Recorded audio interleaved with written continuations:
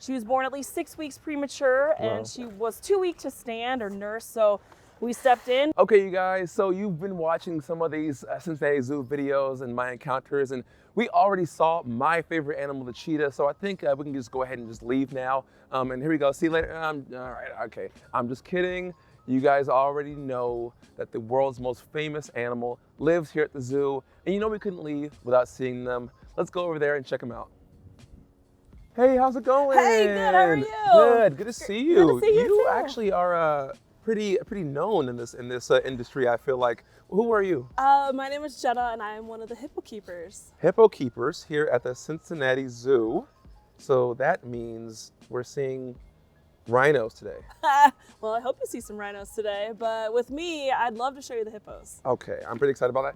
I want to point out real quick, that was probably the fakest laugh she could ever have given somebody. So I'm very corny, and she obviously can tell that I'm corny. She's like, I've heard that 20 times today. Probably, I'm assuming.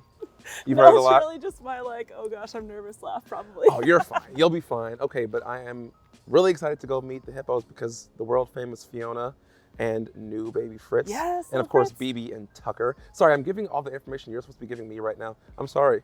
I just have been waiting for this for a long time. I mean, they're very well known. I don't blame you. I hope if you didn't know their names or know about them, I'd be really disappointed. So. Got it. Social media guy has to know all the social media animals. Good. All right, let's go. All right.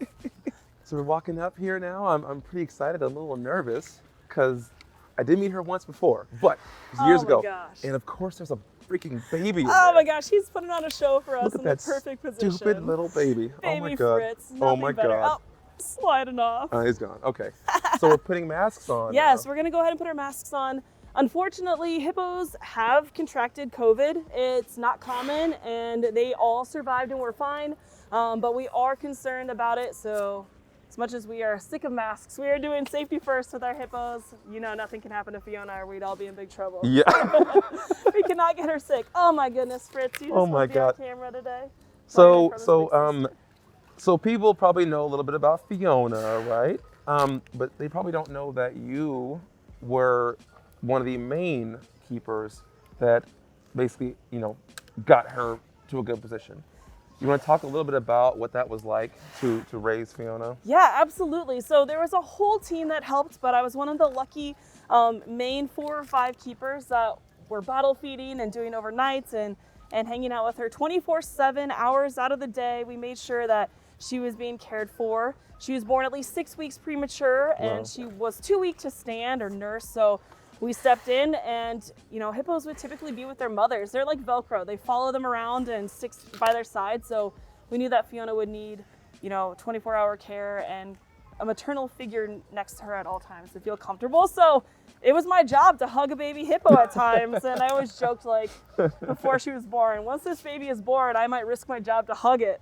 And then it ended up being something that we had to do. Right. But it was the most incredible and stressful times of my career. Nothing will ever compare to it, of course. Right. And I say stressful because there were a few weeks and months there where we weren't sure if she would survive. So it was touch and go for a while. And you probably know that I have, in the past worked with hippos, and they quickly became one of my favorite animals in the world. Which Cincinnati Zoo apparently has a lot of my favorite animals, has all of them apparently. I know, I have too many favorites. Yeah, there's a lot of favorites. So, I can definitely understand personalities of hippos. What is Fiona's personality like? Fiona is extra special. I think it does have to do with the fact that she was hand-raised, so she loves humans. But the best part about it all is she still knows how to be a hippo, and she loves hanging out with her hippo family as well. So I think she has best of both worlds. Where she'll come and greet people. She'll take snacks from me, hang out, and then also she can go and interact and do the right behavior so that she can get along with her family, like Bibi and Fritz. Oh my here. gosh. So speaking of Bibi, I love Bibi. Bibi's awesome. Let's talk a little bit about the new baby there, Fritz. Let's talk about Fritz. Yeah, sure. Why is he so adorable? Fritz is just over 3 months old now, and he is weighing over 317 pounds.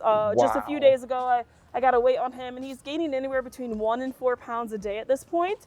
So it's slowed down a little bit, but in just 3 months, he's gained over 200 pounds. He was about 80 pounds when he was born. So it's incredible how quickly they can grow. He is the friendliest, spunkiest, most independent little guy ever. Oh my gosh, he is too cute. Oh my I gosh. can't get over it. So Or- yeah, I know it. we're trying to be professionals here. You know, we are professionals, yes, but we do have those moments when we just admire the cuteness of our animals a little too much. Oh my goodness. I mean, you hard to can't do ignore. this job and not love animals to death. So Right. That's why we're here. because- Exactly. but we also have a bigger purpose, right? right. And that's one of the things that Fiona is so special for. So you mentioned that you love hippos, but did you know you loved hippos before you started working with them? Like, I feel like they're an underrated animal. They are an underrated animal. I don't think I had that same feeling until I worked with them. Exactly, You know, yeah. definitely. And I feel like a lot of people didn't even realize how special hippos are until they started following along with Fiona's story. And now so many people, they say it's their favorite animal. So her job as an ambassador for wild hippos here in zoos is incredible. She's probably the most well-known animal that exists, and she's inspired people to fall in love with hippos and hopefully care for them. So, you know, our jobs are so important, and part of that is speaking to the public and educating them about hippos or whichever animal we're caring for, you know. So what are your favorite facts about hippos? I think one of the most impressive things about hippos to me is the fact that they can run over 18 miles per hour. If you have the opportunity to see them chasing one another, or just look up a video on YouTube, you can see how incredibly powerful and fast they are on those giant barrel bodies and tiny little legs. It's really impressive. And then of course, the fact that they can open their mouths about 150 degrees is insane. And it's a way that, you know, they will show off, and males try and make themselves look bigger and scarier and claim their territory. And, you know, they have so many amazing adaptations, such as blood sweat. So anybody who's not familiar with blood sweat, it's actually a mucus, but when they are stressed or hot, it has a red color to it, and it beads up like sweat. So they aren't actually sweating or bleeding, but it protects them. It's really acidic, and it has sunscreen properties. It helps keep them safe from biting insects. And then, of course, it helps them heal their wounds. So hippos fight a lot in the wild, and they don't always have beautiful, clean water, so it helps them fight infection. When they sleep underwater, so they can only hold their breath for what, 3 to 5 minutes or so? You know, that's what's always been believed, but I've seen something recently that researchers are thinking it might be closer to 10. But yes, Okay. We've always said about 5 We've always said minutes. that, you're Yeah, right. they're hard to study in the wild. But they also have this ability, right, to bob up and down to get air, but without waking up. Yeah, they have that natural reflex where they stay asleep, but they make sure they take a breath, and they are safe and healthy and breathing when they need to, but also getting all of that sleep that they need. So Tucker, the adult male here, he came from San Francisco. Yes, Tucker came from San Francisco last September. So I have learned quite a bit, you know, as a keeper with like tracking lineage and like knowing where each individual comes from. Good for you. I don't know. I've gotten, it's weird. And also, though, I do just follow a lot of social media animals. You know, besides the hippos, like I knew, like I know, like it was like Rico. Like I knew Rico, the porcupine before you know that. Before he was super popular. Before he was too. super big. Yeah, I don't know. It's like a thing that I enjoy, following every individual animal. It's so hard. There are so many these days. It's There's great. so many. You know, And animals being popular on social media is. it's a big deal. Yes. That's the reason kind of why I do what I do, because it helps create awareness for each species, you know, and I really appreciate them. I just want to ask you a couple things here really quick. You know, since you've been here, for how many years have you been at the zoo? About 13. I started in 2009 as an intern. 2009, as an intern. Your time here at the zoo, what is it like working with the animals here? You know, everyone comes up and they say, "You have the best job ever," and I always have to say, I cannot argue that. It's the best thing.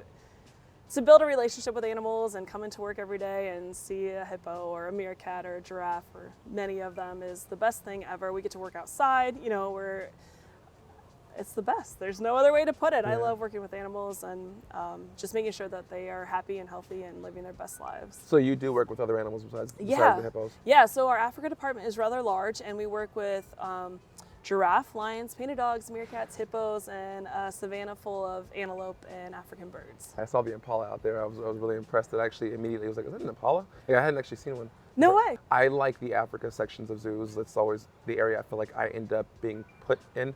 I don't know why. I agree. It's Yeah, the best. I love those animals. I've worked with giraffes. I worked with the hippos. I like those animals. They're really cool. I'm wearing a zebra shirt. I mean, come on. Right. So anyways, with these hippos, what do they mean to you? Well, I always say they're like family. I spend just as much time with them, if not more, than I do with my own family, especially when we were hand raising Fiona. That was, sometimes we were working a regular shift and then doing an extra shift on top of that. So here for 16 hours a day or so.